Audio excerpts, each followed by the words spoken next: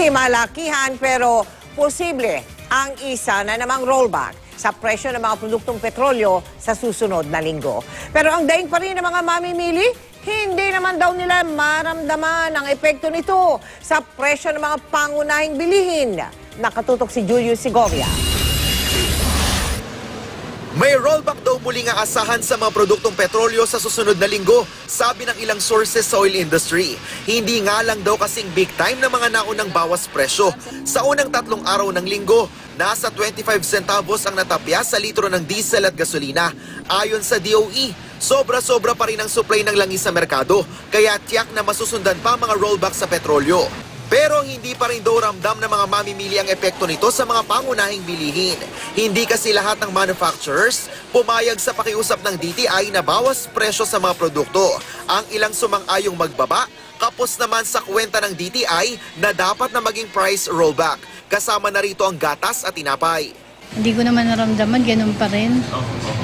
Hirap pa rin ako. Sana po yung mga local trade items sumunod na rin. Kasi so far po parang hindi pa. Agad naman daw ipapasa ng mga supermarket owner ang bawas presyo sakaling ipatupad na ng mga manufacturer. Pero sa ngayon, wala pa rin daw pagbabago sa presyo ng mga bilihin.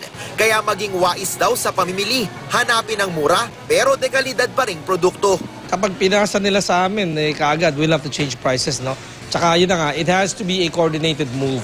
Kaya ang Trade Union Congress of the Philippines o TUCP, naghain na ng petisyon para sa 136 peso across the board wage increase sa Metro Manila. Bukod sa mahal pa ring bilihin, idinadaing din ng mga manggagawa ang taas pasay sa MRT, LRT, pati na ang napipintong dagdag singil sa tubig at kuryente.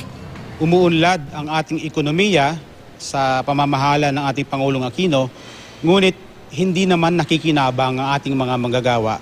Positibo ang grupo na maaprubahan ang hiling nilang dagdag sahod bago ang paggunita ng Labor Day sa May 1. Noong October 2013, inaprubahan ang 10 peso wage increase. Malayo sa orihinal na petisyon ng TUCP na 85 pesos.